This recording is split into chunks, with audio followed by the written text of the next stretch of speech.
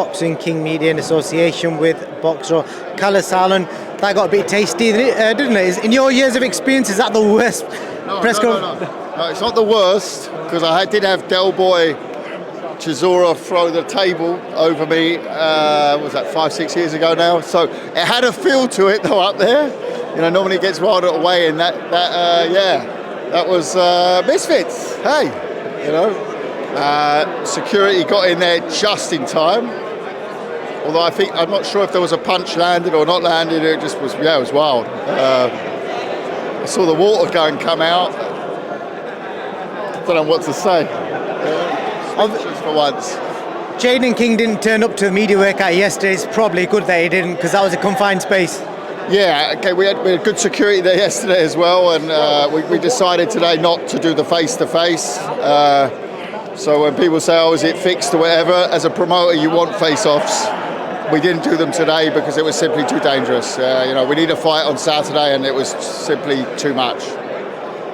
Obviously, that fight is quite low down the card, and on paper, I know Tom Zennett's got quite a big profile.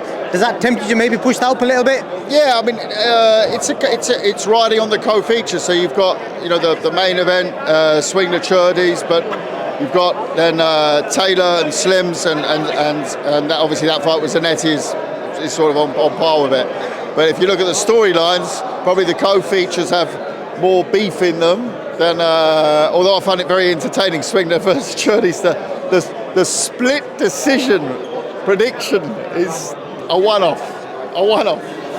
Maybe he's trying to be different. Which fight do you think is probably going to cause the most drama tomorrow night? Obviously Slim, Taylor, and obviously now you got Zanetti and Jaden King as well. Look, I think that's very. I think the Zanetti ones that of course is now standing out, but the beef with Taylor and Slims needs to be settled. And I'm very interested to see how Jay Swingler can perform 4 years out of a ring. It can be interesting as well. So very interested. Top to bottom, the female fight. It's going to be interesting. They're very, very novice level, both of them. But hey, credit to them. Getting up there and doing their thing. You briefly touched on a mega show in January. Can you give us anything more? It's a pay-per-view show. It's a big show. Obviously involves KSI. And a bit of spice to it, so I can't really say more than that now. We haven't finished the contract, so until that's done, I can't even give a clue. But I'll just say it's absolutely huge. So back in my mind, I'm thinking obviously it's in Texas. That the location's right, isn't it, Texas? Yeah, it's not signed for Texas yet, but it's a strong probability.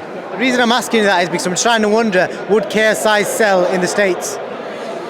Absolutely, he's got a huge following there. If you look at his demographics on his followers, he's massive in the States as well. Absolutely, but of course there'll be a big other side from the States. Well, that's what I was trying to get at. It's quite clear that the opponent will more than likely be American. Interesting times. It looks like everybody on this card, they all want the KSI bounty. Yeah. Okay. Look, it's still a small segment.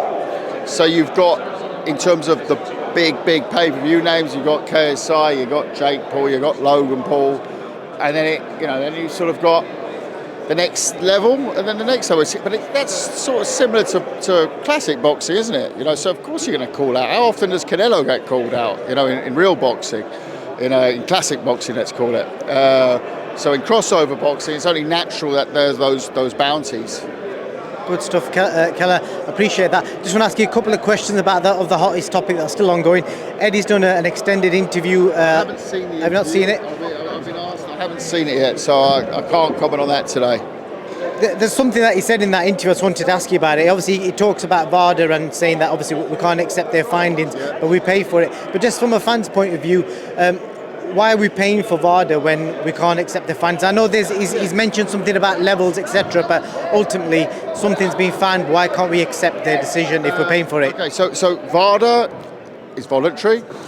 I have also used VADA quite a lot when I go abroad and I'm not sure about the testings over there. Then you have an idea of it, and it's a system that's used for that purpose very often. In this case, I can say that VADA was requested during the negotiation from their side.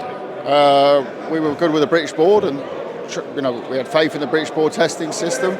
They requested the VADA at the time. That's what I can say as a background to it. Last question on that. I was going to put you on the spot. I did a poll yesterday across all my platforms, and the general status is 40% believe Connor's guilty, 30% believe he's innocent, and 30%, the other 30% believe they're unsure. So if I put you on the spot, do you believe he's innocent? I like anyone charged with any crime like to see the court case. And once again, we have no more information than you do, so until I see the case, and I haven't seen a case, I haven't spoken to him about it, I don't know what his defence is, what am I going to say? So I wouldn't judge a man. It's like someone gets done for a crime and he goes to the Old Bailey, I'm not going to suddenly say, I think he's guilty, I think he's innocent. Well, I do that in a very closed circle, but certainly not with a camera rolling, no. I'll put you in the 30% unsure. Okay, would that be fair? You could put me in that one then. Kalle, I appreciate your time. Thank you. Well, what we are sure about is there is a trace finding, and what that has to be explained, whether that's guilty or innocent. Kalle, I appreciate that. Good luck Saturday night. Thank you.